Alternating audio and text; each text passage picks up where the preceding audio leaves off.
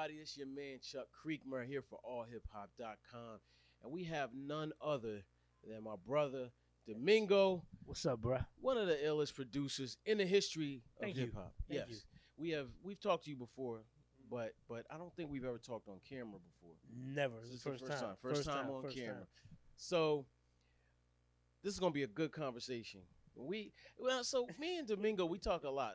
So everything's not gonna be in this interview, but we're gonna talk about some things. Okay, that's what's up. Let's do it. All right. So first things, I want you to talk to me about. I want to get into the state of hip hop. Like, okay, we're gonna get into other things. Okay, but I like to hear about the state of hip hop from people that know hip hop and that have been in the game and still in the game. The state of hip hop now. Yeah. Now you're in the game, so you're Yes. a part of it as well. I mean, you know what? I've said it before, and we both follow each other on social media. I mean, as far as like the mumble rap thing, I can't get with that. Right. Because come on, I came up around Rockin, Big Daddy Kane, Kool Rap, all of those legends. So for me, it's about lyrics. Yeah. And it's about delivery. It's about character. Like, I can't get with somebody who's making no sense. Does mumble rap still exist though? I think that's gone now. Yeah, right? yeah, Like, it's isn't that gone. Gone. Even it's the mumble gone. rappers are enunciating. Yeah, they learn how to talk. Yeah. But believe it or not, there are trap beats that are not whack. Mm-hmm. So me coming from production, and I used to be like, it ain't the beats. Yeah. It's the rappers. Yeah. So hopefully, we've come to that stage now where it's going back to lyrics, or at least rapping. Yeah. Not just like you got people like Future that, I mean, I don't know, is he considered rap? I see people say he's a hip hop artist, but I'm not sure. We had a big debate in this studio about Future. Someone in the room. What, that he's in the past? That he's a top 50 MC. That's dead. That's dead. That's dead. That's dead.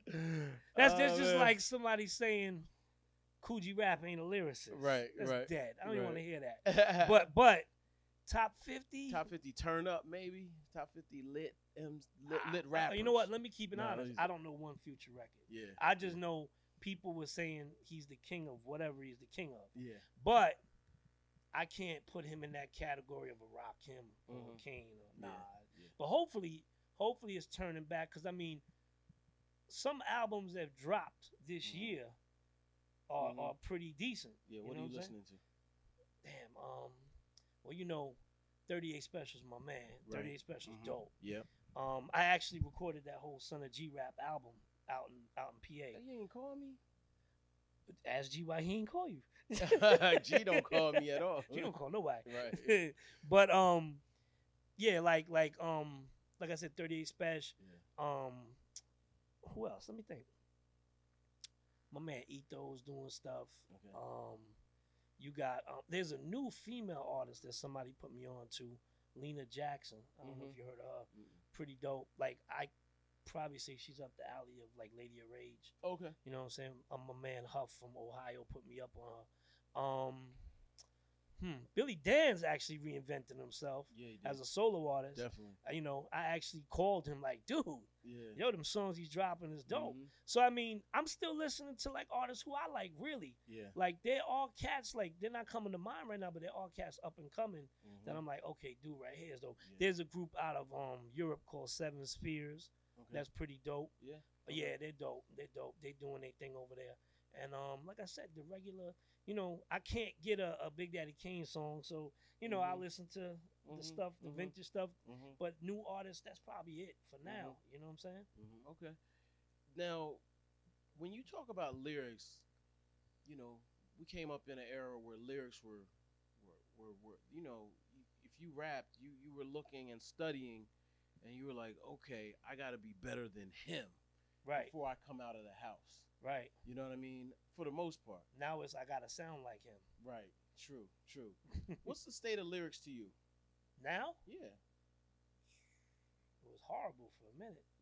I mean, it's like a lot of these artists, they talking the same thing. Like, I capped this, I sold that, I dropped this much weight, these many bricks. Yeah. It's not impressive at all. Yeah. You know what I'm saying? The wordplay isn't there. I mean, if you...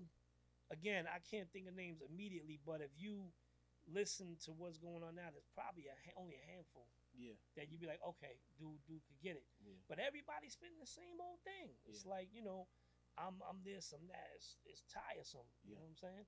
If somebody can come with, if there was another PE that came along, it might get accepted at this day and age. Because people are just tired of hearing the same old nonsense. You know what I'm saying? To turn up, whatever. Okay, cool. How many times you gonna turn it up? How many people you gonna clap on a record? You're a mass murderer on a song. Right. Yeah. We got a lot of serial killers in here. Oh yeah, definitely. Yeah. Definitely, bro. Yeah. But yeah, with lyrics, man, it's gotta be. I don't get impressed by a lot of rappers, bro. I'm sorry, I don't get impressed by a lot of them. Well, I mean, if you made songs with Kool Rap, Eminem, Big Daddy Kane and Joel Ortiz.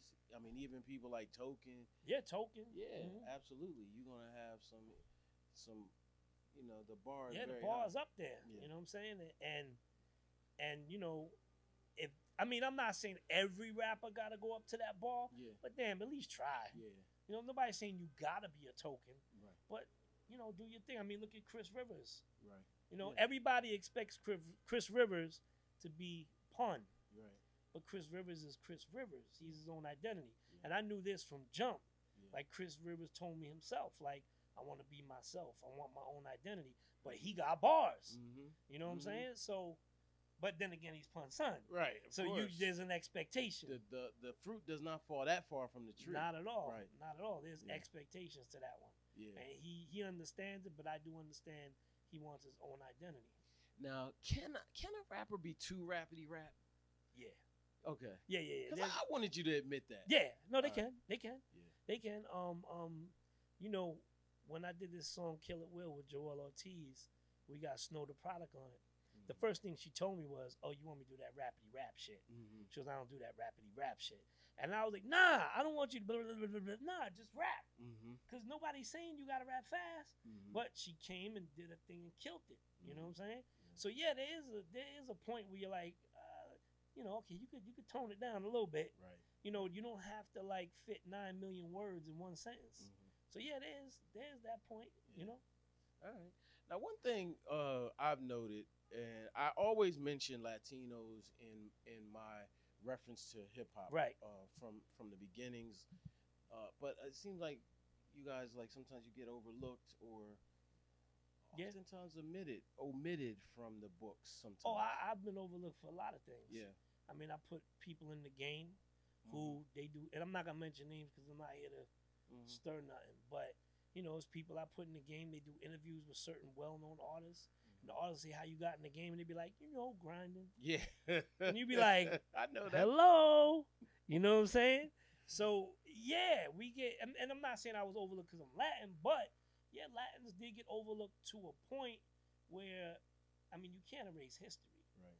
Like what I've done in the music industry, that's my foundation. You'll never get rid of it. Right. You can overlook me all you want. I don't, and I'm not complaining or nothing, but I'm not in the talks of Pete Rocks and Premiers, and those are my dudes. Yeah. But I never complain, but at the same time, I put in work just like they did. Right. You know what I'm saying? Mm-hmm. And I put in plenty of work. Yeah. And I put in movie work and commercials and a lot of stuff people don't know. Right. You know what I'm saying? Mm-hmm. So yeah, and as far as Latins in the game, yeah, we got overlooked, but we got extensive history in the game. Mm-hmm. You got Kid Frost, Mellow Man Ace, Thurston Howell III, Crazy Legs, Beat Nuts, Crazy Legs, myself and Charlie Chase and a lot more. You know what I'm saying? So yeah, definitely. Big salute. I just want to throw that out there. Now, what you got a shirt on right now? Media famous. Global media distribution. Yes. Talk to me about this. So we decided to bring a fair game to the indie artists. Media Famous is global digital music distribution, and we built our own distribution platform. Okay. I know there's others out there, other comp or whatever, but me learning from having my deal with InGrooves since 2007, I learned that side of the game. Okay. And so we decided, well, how can we make it cost effective? Because nowadays artists don't want to invest in themselves. Yeah, no matter how easy you make it for them, they don't want to invest in themselves. Right. So, it's basically we distribute like, the other ones, Spotify, iTunes, Google Play, all these other, all the other distribution, and it's low cost $9.95 for the year. Okay. Unlimited releases. Okay. So it's not like the other ones is $9.95 each release. Right. $9.95 for the year. Put up as many songs as you want, yeah. and all the money's yours. Right. But also, we giving resources for them to sign up for like Sound Exchange, ASCAP, BMI, because a lot of artists don't know nothing about this. Yeah. They think it's all about put my song up, throw the spaghetti to the wall, it sticks, we good. Right. But there's a lot of resources behind for them to make money.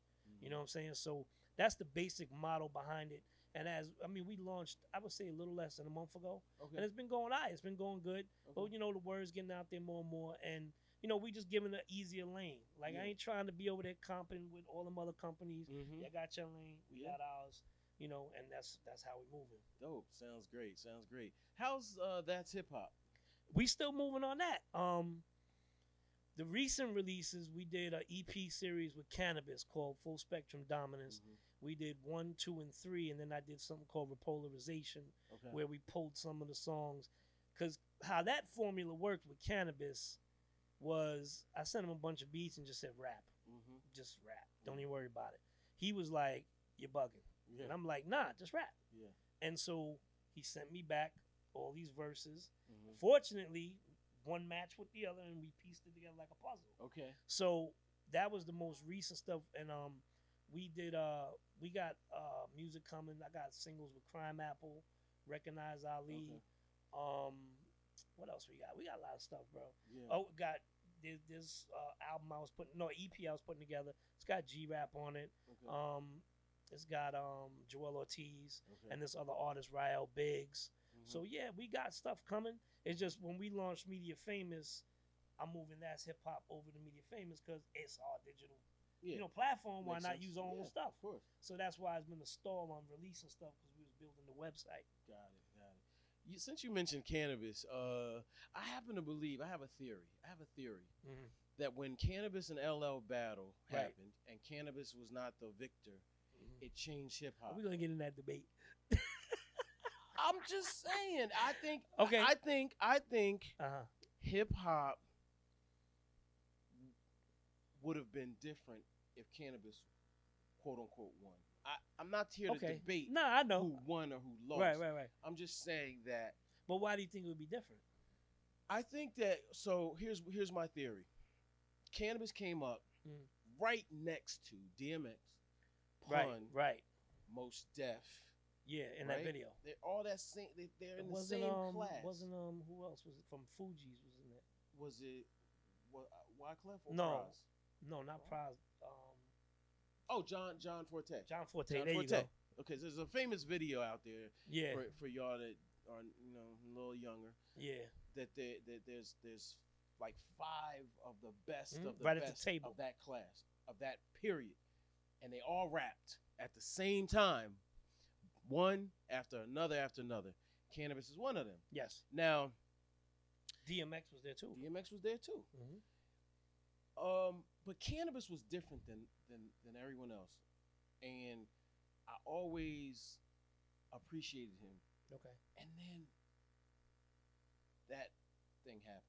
Right. And I think that the cerebral hip hop heads that were thinking people, right? You know what I'm saying, lost the champ to the commercial. Commercially. Yeah. Commercially. I agree. Okay. Commercially. All right. I didn't want it to come off wrong. No. Commercially. Because, we still supported Canibus. Of course. But here's the other side of it. Canibus went into this hole of internet, like this rabbit hole of the internet. Yeah. So we never, ever got an interview with him after that situation. Wow. I think we did email interviews, and it was very strange for me. Right. So no disrespect, but I think that was the other side of it. While he was an expert at using the internet, right? The other side of it, he wasn't as good at promoting, media wise. I probably could agree with you. Yeah. And me working with him, like there's certain things Canibus is comfortable with, and there's certain things he's uncomfortable. Like me and him will get on the phone at 5 a.m. when he's doing those projects, and he'll explain to me certain reasons why he didn't want to do a certain song a certain way. Yeah. And then respectfully, I'd be like, okay, makes sense. But as far as promotion, like, I think he's I don't want to say he doesn't like doing it, but I think he has his set ways of I'm gonna do it this way, and we're not doing it no other way. Yeah. And I experienced that. So it's more of a compromise. Yeah. You know what I'm saying? Right. So on the internet, he's told me things about the internet that I never even knew. Yeah. And that blew my mind when he's like, look this up, look that up. And I'm like, okay, he's knows his thing on the internet. No doubt. And you know, I mean, it's been told he was the first rapper with a website. So yo, me and Joe Budden had this long argument. It was ugly too. It was ugly because we were in front of a live audience, and he said something to the effect that he was the first rapper on the internet. Like, not that dramatic, not that flat out, but it was something along those lines. And I was like, no, not really. Canibus was before you, yes, and we went back and forth. I think it was the end of me at Apple. Wasn't Canibus even out before He Joe was. Budden? He was out way before Joe Budden. Okay. So Joe Budden was trying to wipe Canibus off, in front of this audience. And I mean, I salute Joe all the time. He knows that. But he wasn't right in that instance. Right. Yeah. I don't think this was in front of a studio audience at Apple. And I don't think Apple liked that either. Did I correct? I don't think they liked it. I mean, dude, disagreed. You know about when I corrected QuestLove. Right, yeah. On Instagram. He got heated. Wait, tell people about that. Okay, so QuestLove posted on Instagram a story about LL's Mama Said Knock You Out. The very beginning of Mama Said Knock You Out, LL says, come on, man. And QuestLove posted he was yelling at MC Shan because MC Shan was the engineer. Right. Now, dude, you know my history. I came from under Marley. Absolutely. So if anybody know about Mama Said Knock You Out, I was around. Right. So I said it nicely. I didn't come across as an asshole or nothing. I said, bro, this is what happened. DJ Clash fell asleep at the board. He kept falling asleep, hitting rewind and play, not knowing that's what he was doing. LL got mad and said, come on, man. Right. And then the beat started, and Marley said, hold it, keep that. Right. I said, that's what happened. Right. So then he went back and hit me in the comment and said, I didn't say that. And he changed his whole post. He edited it. Okay. And I was like, yes, you did. Why would I even comment? Yeah. I said, bro, look. I'm going to tell you, I get it. It's cool. I said, but let me just give you a little knowledge of who I am because I know I don't know him. Yeah. I said, I was around when Francesca Spiro and Derek Jackson found y'all. I remember your demo tape in Upper Rush Producer Management. I said, because I was there. I said, so you're not talking to somebody that don't know what they talking about. I said, I'm only commenting, trying to give you insight. And he blocked me. Man, I hate the internet sometimes. And it's like, I don't got nothing against dude. Yeah. All I was doing, honestly, correcting him. Yeah. Not trying to sound like a know-it-all, but bro, I know what I'm talking about. But you undermined his authority. Well, and that's a big deal.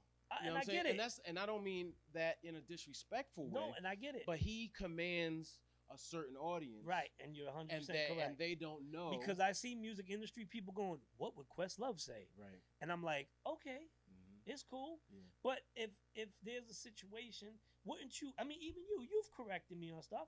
I've never gotten offended. Right. Or we've debated stuff. Yeah. Because no, go ahead. We try to keep each other sharp. Absolutely. So I don't mind being corrected. I like being corrected. There's nothing wrong with it. I don't mind being criticized. Listen, you know what I'm saying? If there was something that I said I was around, which I rarely say, if I wasn't around it, I don't speak on it. Yeah. But like if there was something like with Marley Marl and I wasn't there, then I'm not gonna. Right. Why would I even comment? Right. But there's things I know about Mama Said Knock You Out that people don't know. Yeah. Right. You know what I'm saying? Right. And when he said it, I'm like, you wasn't there, dude. Right. Yeah. Like, where did you get that? And don't let MC Shan see you say that, because he'll be even more outspoken. Right. You know what I'm saying? Right. And I was like, okay, well, he blocked me. Yeah. So what? I wasn't gonna go, oh my God, he blocked me. Nah, I wasn't mad. All right, dude, get yours. Right. Like, you seriously got upset because somebody gave you the right information. There's nothing wrong with the right information. Right. Well, I think we're in a fight for hip hop, and the fight started as a fight against oppressive forces and people that may not have been from the culture. Yeah. And again, this is no knock against QuestLove, just to be clear. Oh yeah, I'm done. But I do feel like now we have people who are perhaps from the culture who act as gatekeepers or act as people who now are charged with informing the masses. Right. Yeah. And because of their notoriety, the industry people look at them as God or whatever he says is what it is. You know what I'm saying? And I don't mean QuestLove. I mean anybody in general. You know what I'm saying? So it's like, it's all love, but you can't, like, I can't tell Marley, oh yeah, you didn't meet MC Shan here. I don't know. Right. So I can't go by hearsay. Yeah. Like, you know, there's people that'll come to you and say negative stuff about you, me. You go by your experience with people. You know what I'm saying? And there's people who used to tell me stuff about Marley. And I'd be like, well, you know what?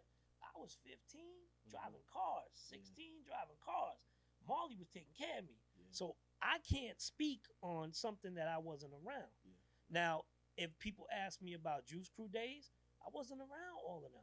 You know what I'm saying? I mean, even at in DC, Biz looked at me and was like, you ain't Domingo. And I'm like, yeah, I gained about 100 pounds. Right. But, you know, it's like, but we know each other. Yeah. Yeah. And I don't know QuestLove. So I can't speak on QuestLove, but I know I was there when they demo was in Russ Producer Manager. Right, that's real. That's real. And truth be told, Scott Storch was the first one that was found before them. Oh, wow. So, you know, a lot of people don't know all this. Yeah, you know what I'm saying? And love the Scott Storch because he's one of my favorite producers. Yeah. Okay. I remember when QuestLove was sneaking around University of Delaware. In them dorm rooms. No, let me stop.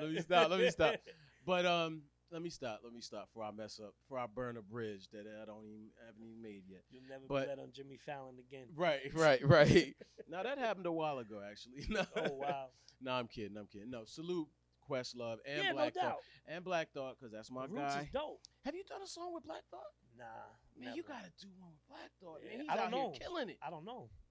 Never met. There's dudes I don't know. Oh my God. Okay, we gotta figure this out because Black Thought, when we talk about lyrics and, and stuff, he's out here bodying shit, and he's been doing it for 30 years. Yeah, he's been out for a long time. Crazy. Okay, so pull some strings. All right. Yeah, so moving on. So for y'all out there that don't know, Domingo came up under Marley Marl. Marley Marl is the first super producer. Fair? Very fair. Okay. The first super producer in hip hop. He, produced songs from the whole Juice Crew, which was the first super hip hop group. Right. Before Wu-Tang.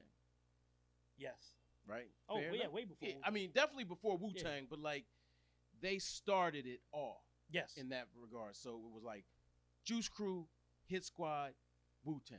Yeah, but remember, before Juice Crew was, I think, Dimples D, and then MC Shan, I think. But that's not a super group. No, I feel you. Okay. I'm just saying who came. Yeah. Okay. I just want to give people the history. Super group. Right now we're celebrating Wu-Tang.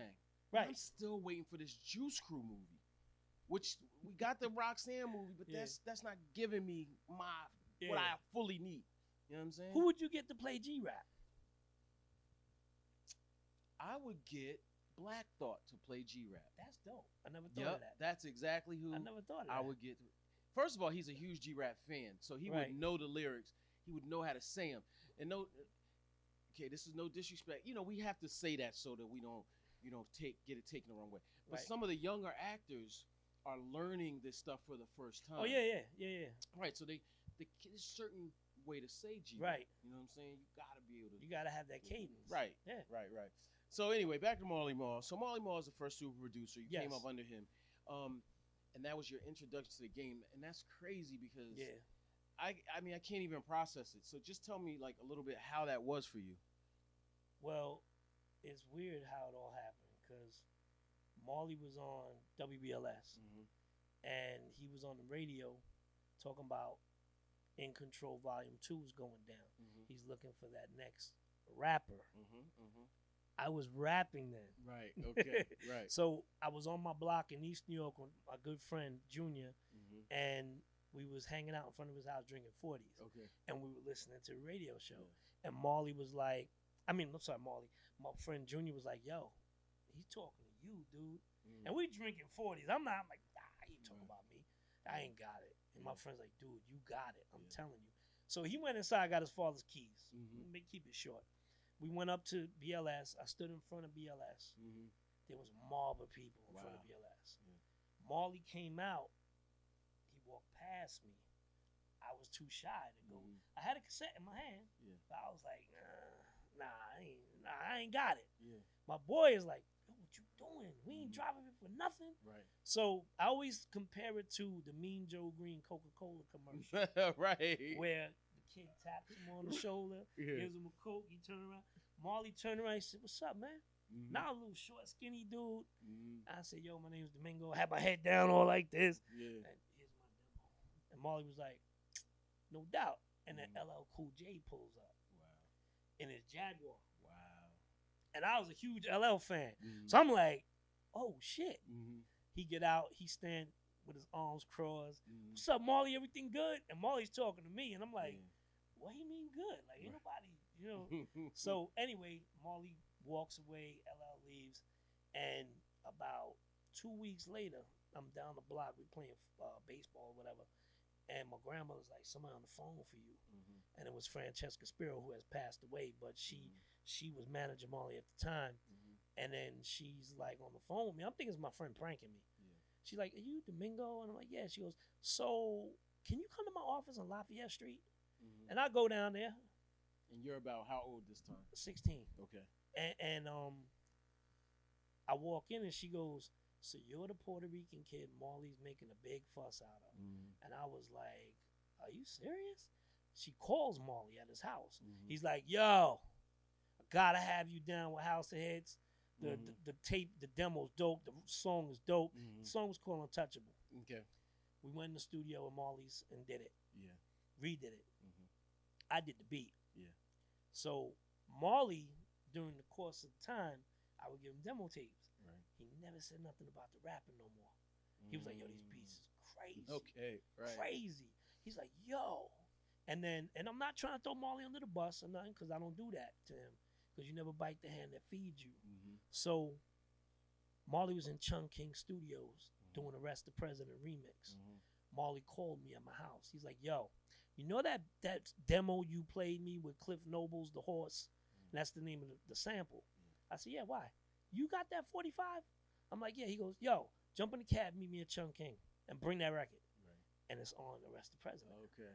So I sat there with him, and it became, okay, I'm a producer now. Yeah, right. Like, forget the rapping. Yeah. And then that was it. Yeah. And then recently, there was this thing I seen on the internet, people talking about Marley stole Jingling Baby remix. I don't know if you've seen that going on. But I was with Marley when he did Jingling Baby. See, that's the history I'm saying. Yeah.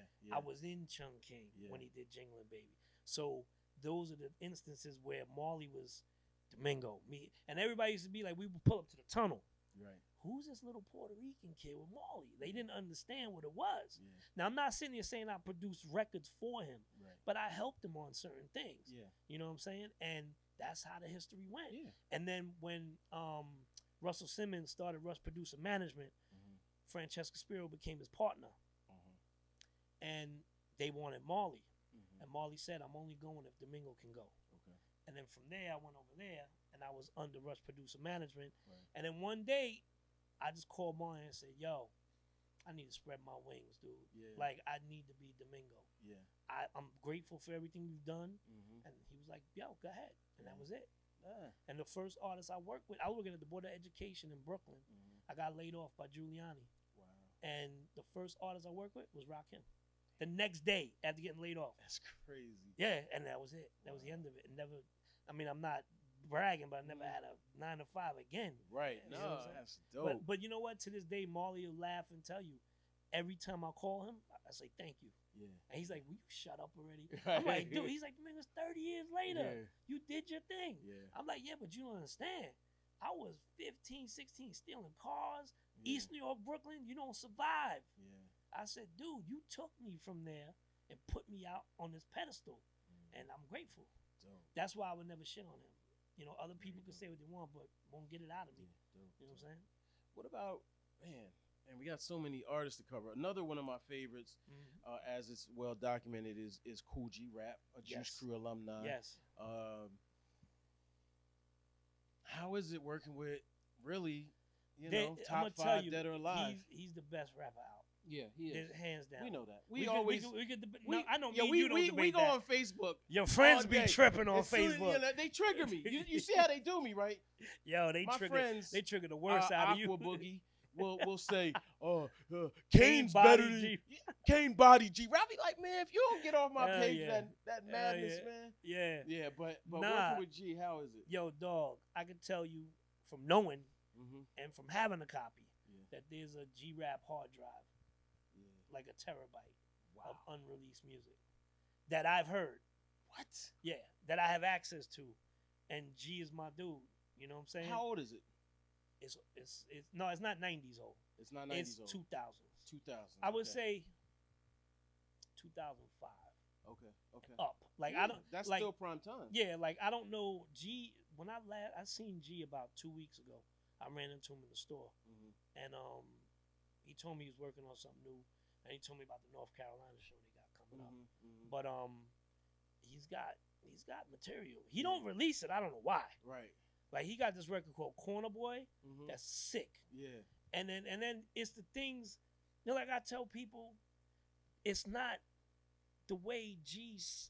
Not saying not the way he says it, but there's words that he uses that other rappers can't think of. Yeah. Yeah. You know what I'm saying? Right.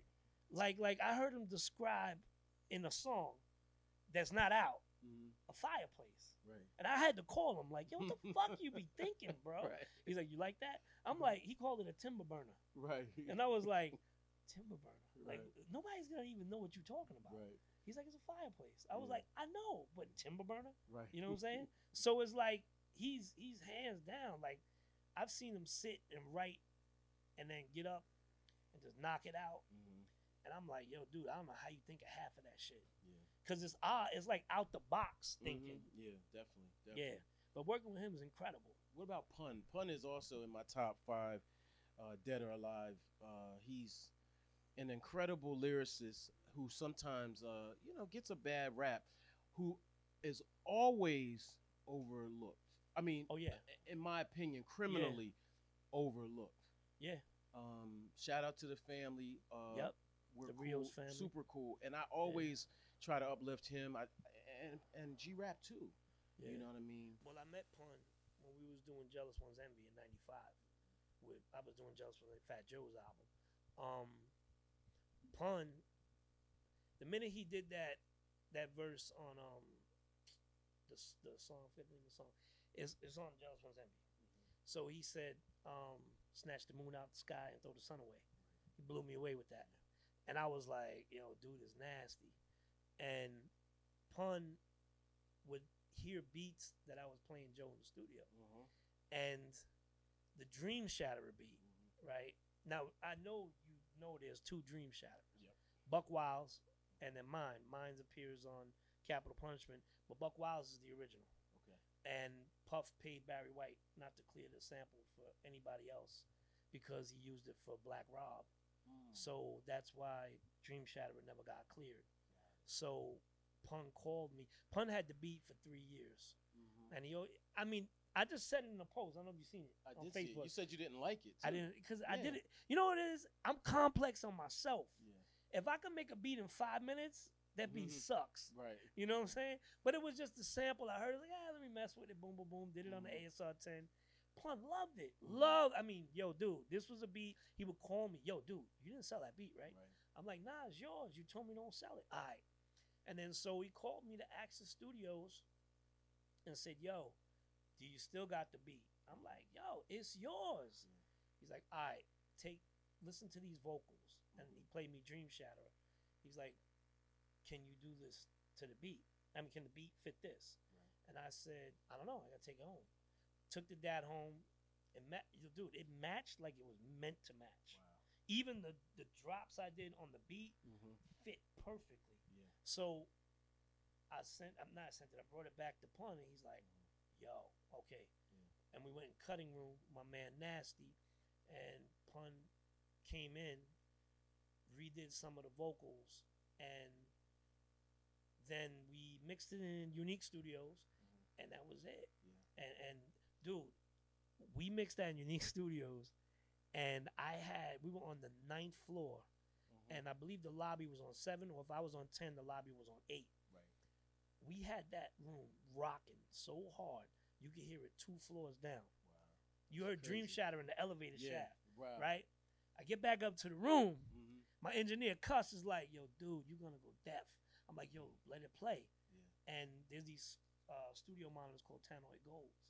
Sparks shot out the speaker. Are you serious? Swear to God. That's like the illest story in the world. My man Cuss could verify this. Okay. Sparks shot out the speaker.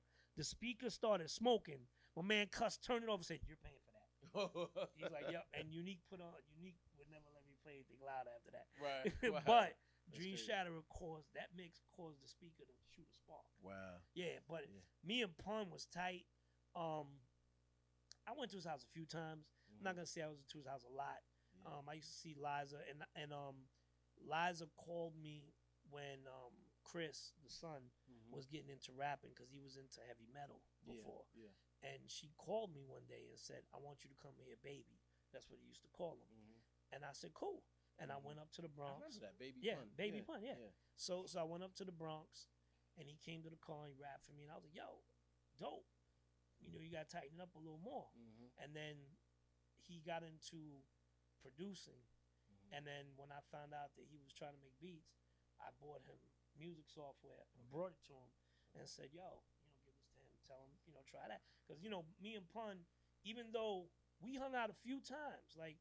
In East New York, he came to East New York to hang out with me, and we hung out in Staten Island. But we was tight in a way where I felt like when he passed, he got his kids, and even though I wasn't family, but I'm gonna make sure if his son get into music, then look out for him. But and we put out DeLorean for Chris Rivers. That's hip hop. So we've been tight for years, and I know Pun is happy. Like, if he could see it, which he probably can, he's happy that, all right, Domingo stepped up. And I always will look out for Chris because I think that he still needs to find his way. He knows this, and he knows I keep it 100 with him. He still needs to find his way, but he will be okay. You know what I'm saying? Definitely. Yeah. Dope. Another one on Mount Rushmore is KRS-One. You got any KRS-One stories? The time he told me if I ever wanted to lose weight, eat watermelon for a month. Really? I'm gonna try that one. You die, man. He's out of his mind. KRS is such a visionary, though. Yeah. He was a vegetarian in the 80s. Yeah. And rapping about it, too. Yeah. I think Dougie Fresh was, too. Both of them. Yeah. Yeah. He was. But see, I don't know if he wasn't vegan because I've seen him eat fish. Yeah. But, we was in the studio in L.A. And Chris was sitting in one chair and I was sitting in the other. And I don't know why, we were just dead silent, not talking to each other. Nothing beef or nothing. But, and then he just looked at me. He goes, "Yo, you want to lose weight?" And I was like, "Yeah, I lost weight. I lost like 30, 40 pounds back then." And he was like, "Eat watermelon for a month." I was like, "You're out your mind." I was like, "I don't know if you could do that, but I ain't doing that. I'm Puerto Rican. We can't do that." Right. And he was like, "Okay." And that was it. And he went back to writing. But his work ethic is crazy. Yeah. We did Spiritual Minded. He did the album one day in Unique. The whole album. Wow. Mixed, recorded, done. Wow. In 10 hours. That's we were crazy. Done. That's incredible. His work ethic is incredible. Yeah. He's still nice too. I heard him on a song with Swiss Beats a couple years ago. And I was just like, yo, he's as sharp as the day he came out. Yeah. Yeah. Yeah, no, he's got stacks of books, of rhymes. Yeah. That he just, how his method is, he'll pick 3 books, find 3 rhymes, and there's your song. Yeah. That's his method. Yeah. And it's just somehow sounds good when it's done. Yeah. He was the first rapper I heard saying that he had a rhyme for everybody in like the top 10. He probably does. They got into a battle. He probably does. I was like, wow. I wouldn't doubt it. Yeah. You know what I'm saying? I would not doubt it. I mean, the Nelly song, the Clear 'Em Out record, was my song for an album I was doing called The Difference. And it was my fault, to be honest with you. Why? Because he sent the lyrics, he sent the verse over the beat, and we was doing Spiritual Minded at the time. And I was like, nah, Chris, I don't really want spiritual on this. Right. He said, what you want? I said, bro, you got to get respect back from these rappers talking about they number one. Yeah. I said, you KRS, you did still number one. Yeah. I said, my exact words were, you got Nelly out here talking about he's still number one. Right. And he went, word. Yeah. You know how he talks? Yeah. He went, word. He said, yo, all right, I'll call you back. Right. And then sent that whole verse, those 2 verses, or whatever. That is crazy. Yeah. People don't remember that beef. That was an interesting one because I was like, it just came from out of nowhere. And I was like, baby. Why are you going at now? You know what? And I'm not saying I take full blame because he could have wrote something different. Right. He didn't have to mention Nelly. Right. You know what I'm saying? Yeah. He could have wrote something totally different, but he didn't. Yeah. And so, and then when MTV called to do an interview about it, I called Chris and he picked up and I said, yo, MTV's on the line. They want to talk to us about clearing them out. Bet, get him on the phone. Right. And he just threw me straight under the bus. What? He went, I got no beef with Nelly. It was a producer's idea. And I'm on the phone like, yo, you wrote it though. Right. And he was like, he's just trying to sell a record. Right. And he hung up. Oh my God. And I was just like, yo, wow. Dude threw me straight under the bus. That's crazy. But that's how that whole Nelly thing went down, bro. Yeah. Okay.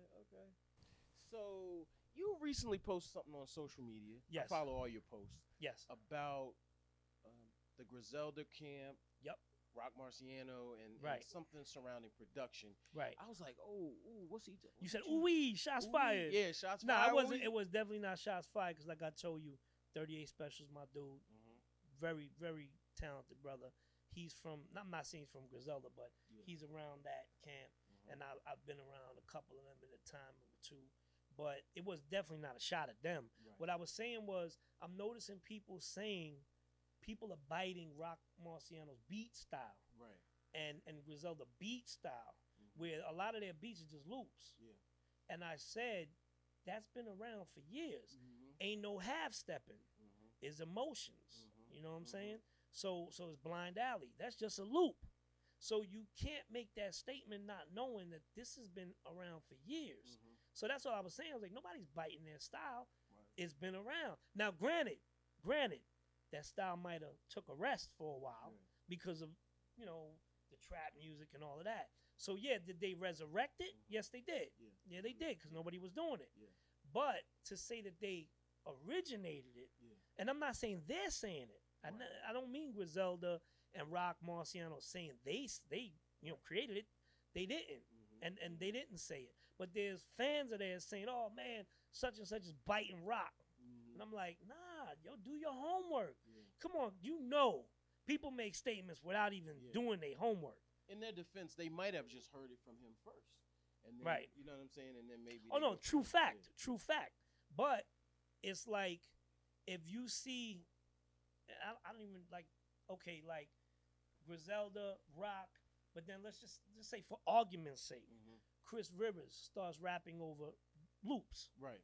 You can't say Chris Rivers is biting Rock style. Yeah. That's been going on for years.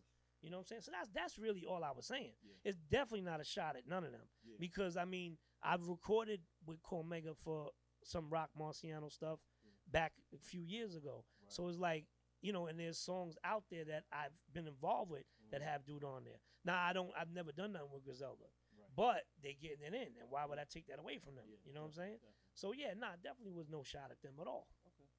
What's your feelings on the state of New York hip hop now? Like, those guys are. I always credit them for really bringing that feeling back. Yeah. And walking in the footsteps or standing on the shoulders of the MOPs and the to some extent Wu-Tang. Yeah, they even though they from up north New York, they're still New York. Yeah. You can't, just because they're not from the city, you can't deny them what they're doing. Yeah. Like, they shit is gritty. They New York. They got Brooklyn sound. They got, Queens, all that. Yeah. So you can't take away from what they're doing. And there's other dudes holding it down for New York. But right now, Griselda, 38, they're the front runners right now. Definitely. You one of the few people that can say they have Eminem and Drake in his repertoire. Yeah. Now talk about what you did with both Drake. Of them. Yeah. Well, Eminem was on my album in 1999 called Behind the Doors of the 13th Floor. A dude named Steve Salem who passed away years ago. Eminem was just signing to Dre, and Steve had him come to Queens where we were working, and I honestly didn't know a lot about him. I really didn't. Yeah. And Paul Rosenberg brought him, and M sat next to me. He asked me to slow the beat down. We did, and I'm still like, "Who's this kid?" Right. You know what I'm saying? And he didn't have the blonde hair, none of that. You know what I'm saying? So he went in the booth. When he went in the booth, it was a totally different world. Yeah. Like when he started rapping, I was like, "Oh shit!" Yeah. And then the shit he was saying, like the puke eat it and freak you and all that shit. I said, "Yo, this kid is crazy." And then like a week later, he blew up with Dre, and I was like, "Oh shit!" Right. I was like, "Jackpot."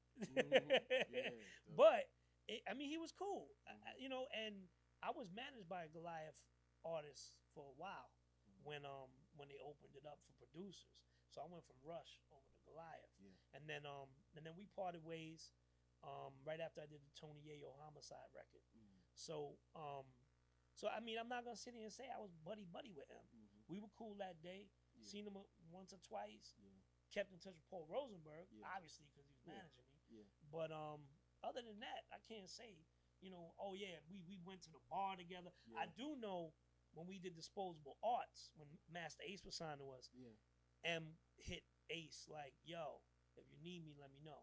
Right. He never appeared on it, but he was gonna do it. Okay. Now, Drake is just a publishing thing. Yeah. Like, and the fucked up part about this industry is when all the people who no longer call you, you know what I'm saying? I know. You know how it go. Yeah. When they got wind of me getting the publishing from Drake for him sampling the MC, and I got the plaque and I got the ASCAP award for being a writer, I actually had somebody call me. How they got my number beats the hell out of me. Right. But actually, no, my bad. He said he got it from ASCAP. Okay. So he was like, "Yo, I think you should sue Drake. Wow. You could get more money." I said, "My man, I don't know you from a hole in the wall. Why would I sue a brother that gave me props without even knowing me?" Yeah. I said, "Dude don't even know me. I never met him." I said, "The fact he gave me that, much respect to him, because you don't find that in this game." Yeah. And he's like, "Yeah, but how much royalty you make?" I was like, "That's none of your business, dude." Yeah. I said, "I own 15% of that song." And he was like, "Okay, you could own 50. Wow. How about that?" And I was like, "Take care." Right. I said, "Yo, however you got my number, dog, lose it." Right. I said, "Because I'm not doing that." And I found that so foul that this game still gets down like that. You know what I'm saying? And that's the only way I have any relationship to Drake. Yeah. And you know what? If dudes see this, thank you, because he didn't have to do that. I got this big ass plaque on my wall that I didn't touch the song. Right. You know, it was just a sample. And he made sure that me and KRS got all publishing. That's dope. Yeah. I mean, I don't have no problem with Drake, man. No, me neither. You know what I'm saying? And it's like things like that confirm that I have no issues with him. Yeah. Yeah. He didn't. Definitely. Dude, there's plenty of artists that wouldn't even think twice about doing it. You know, I mean, wouldn't even think of you to do it, I mean. Right. But him, I don't know, dude from a hole in the wall. Absolutely. You know what I'm saying? And the fact that I get this letter from ASCAP, want to fly me to LA. I'm not gonna lie to you, I didn't go because I was like, you know me, I'm just like, come on, Domingo, you gotta. I'm in the mountains, I'm in the mountains feeding bears, bro. Yeah, I'm good. This guy, he puts on Facebook foxes and bears in his trash, and I'm like, how deep in Pennsylvania are you? I'm in the Pocono Mountains. Yeah. I didn't want to say the Pocono Mountains. No, it's cool. Okay. It's cool because Pocono Mountains is deep. Yeah. You ain't gonna find me that easy. Right. You know what I'm saying? But it's just, I enjoy life. You know what I'm saying? Like, I busted my ass for what I got. I busted my ass to keep things going. Yeah. So if I see a bear walking in my yard, I'm like, oh, that shit is cool. Yeah, people are like, you bugging. Right. Like, yo, I feed a deer. Dude, I got the deers walk right up to my front door when I'm coming out the house. Yeah, that's crazy. Like, I could pet them like they dogs. You know what I'm saying? And that's what I live for that, man. You know, I did my dues in hip-hop. Yeah. You know what I'm saying? I don't really have to prove myself no more. Right. You know what I'm saying? Well, you still got to go to these these ASCAP awards. Yeah, I feel you. You know what it was? You gotta throw your suit all right, keep on it a every buck now with you. and then. Keep it 100 with you. Last time I was in LA, I got arrested for some stupid shit. Okay. So I've been avoiding LA. I love LA to death. Yeah. But all right, LAPD, I can't mess with them, bro. I feel you. They arrest me for some real stupid shit that I'm not even gonna talk about. Okay. But I can't even. I'm like, nah, I'm good. I'm staying away from LA. Understood. I know how that can be. Yeah. Yeah. Definitely. When's the last time you was in LA? The other day? It's been over a year. Okay. It's been a year or so. Okay. It's the longest time in recent that I've taken away. LA's beautiful. Yeah, definitely. You know what? I've done more business in LA than New York. As crazy as it sounds. Yeah, right. It's just so spread out. Yeah, definitely. And more open-minded. Mm-hmm. New York has a lot of ignorance in the music industry. Mm-hmm. You know what I'm saying? If you ain't down with a clique or you ain't down with a squad, out there they're like, come on. Yeah. You know what I'm saying? So, a lot of love out in LA. So when we talk about ourselves these days, we talk about legacy and right. what we want to be remembered as. You know what I mean? And right. I don't like to talk like that, but it is something that you think about as you get older. Of course. What do you want to be remembered by? Like, what do you want your legacy to be? Well, I definitely want to be looked upon. I'm not gonna sit here and say it's one of the greats that ever did it, because people hit me with the legend thing all the time, and I'm kind of like, back with that. Yeah. Not saying that I haven't put in that work as much as the other dudes, because I have, but I would like to be mentioned among them, because beside me and Beatnuts, I really don't know that many Latin producers that were doing it.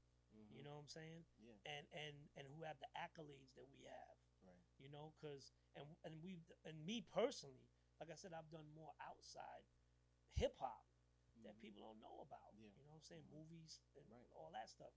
Like, people don't know I scored some of Bernie Mac's pilot episode for the Bernie Mac show.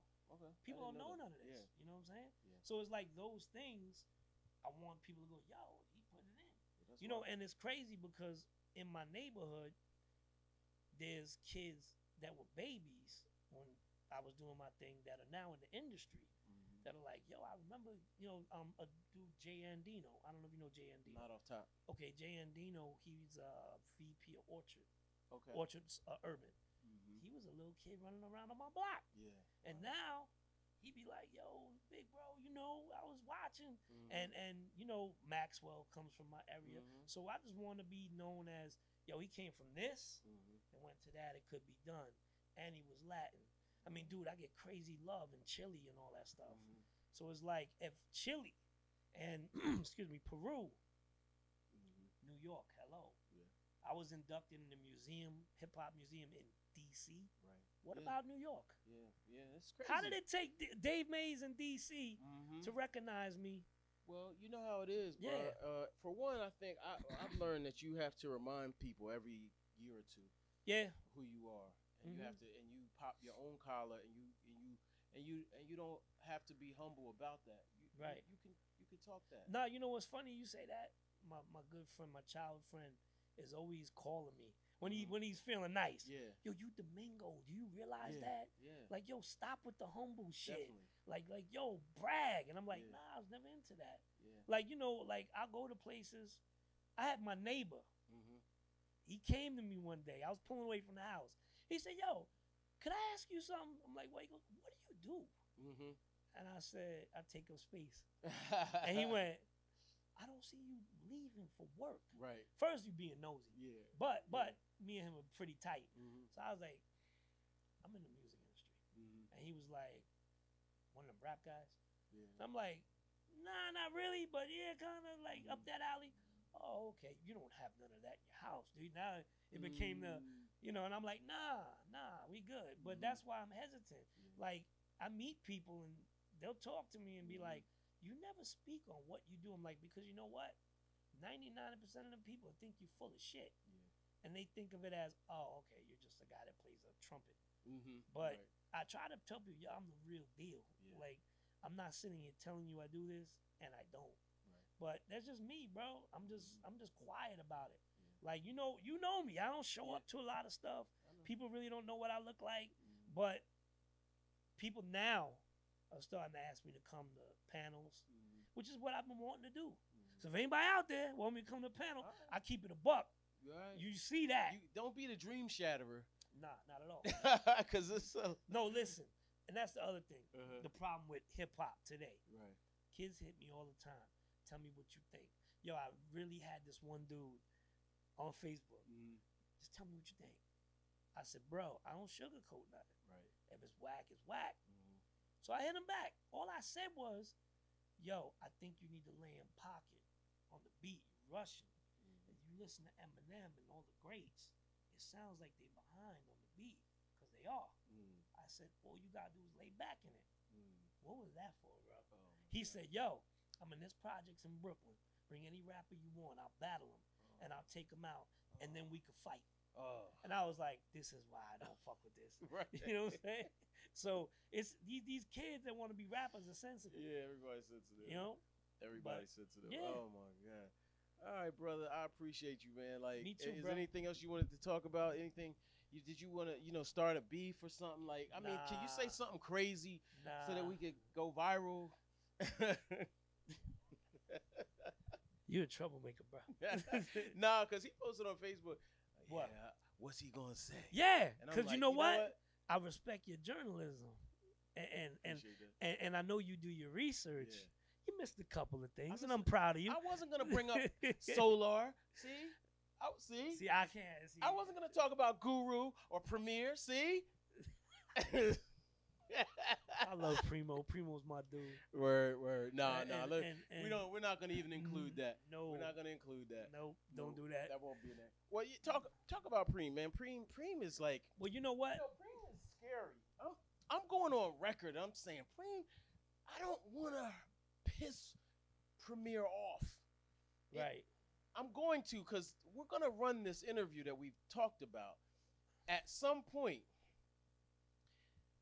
We are, and it's taking months to build this courage up. I think you need to talk to Premier first. Premier, no, real talk. I think you need to talk to Premier. I got Premier's number. I haven't used it. I don't know why you didn't. I'm scared. Why? We're not gonna include this. I changed my mind.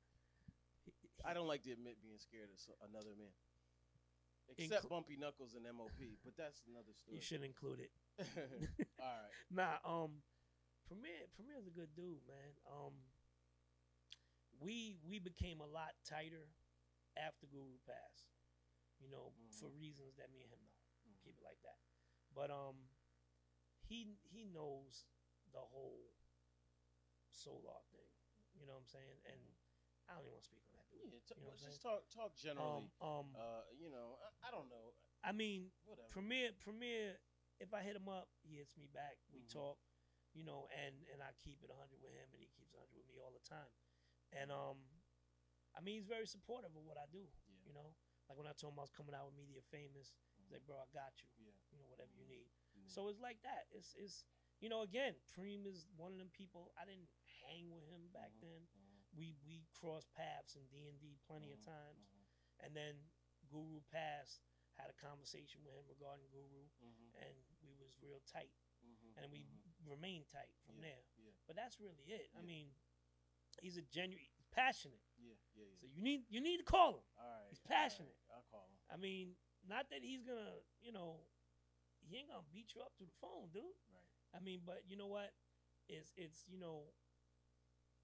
very passionate about guarding that legacy. And for somebody else to try to take credit for that legacy, it's not cool. You know what I'm saying? That's like me if I try to take credit for KRS's legacy. Right. It's not cool. Yeah. You can't do that to people. Right. I mean, if somebody try to take credit for my legacy, there's been people, other people that try to take credit for things I've done. I'm like, dude, don't let me shut you down. And you don't really want to have to do that to people. Right. But he's passionate about the Gangstar legacy. And you got to respect that. You know what I'm saying? Okay. So, call him. Well, I will. Thanks a lot, man. I appreciate you doing it. You've been doing it. Yes, sir. So we definitely salute you. Thank you, sir. Thank you. I appreciate you. Straight from the Poconos. Yo, you should do a song. You should do an album called Straight Out of Poconos. Crazy. You know what I'm saying?